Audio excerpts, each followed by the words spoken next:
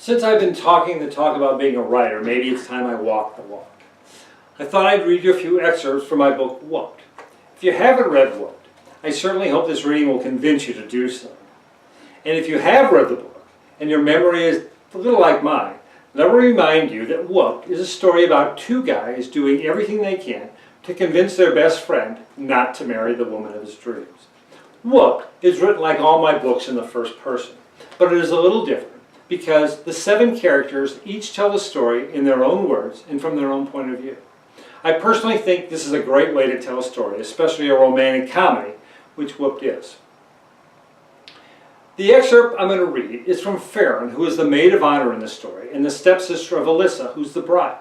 In this passage, Farron is speaking of another member of the wedding party, Portia, who is coming from New York to be a bridesmaid. Portia, who I've met a number of times over the years, stays close to her Goldman Sachs boyfriend, Sly.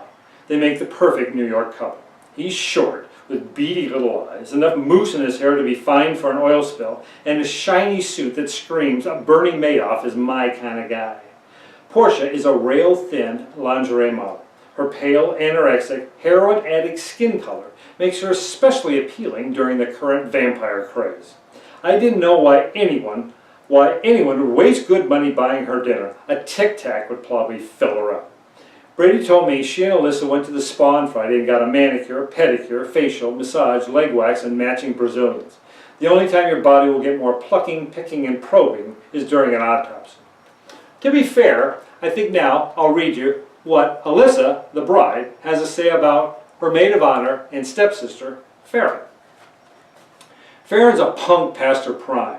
Why she's kept purple streaks in her brunette hair, metal in her nose, and more earrings than Captain Jack Sparrow is anyone's guess. Maybe it hides the junk in her trunk and her total lack of a bust. A Farron bra is nothing more than 2 oversized band-aids. Oddly enough, she's cute in the sexy, pseudo-slutty way guys sometimes go for. We inherited each other when I was 16 and she was 14. About the only thing we could agree on was how much we hated each other. We had to share a room for the first year, which was hell. I'm neat and she's a slob. When she tried to wear my clothes, I ripped them off her back.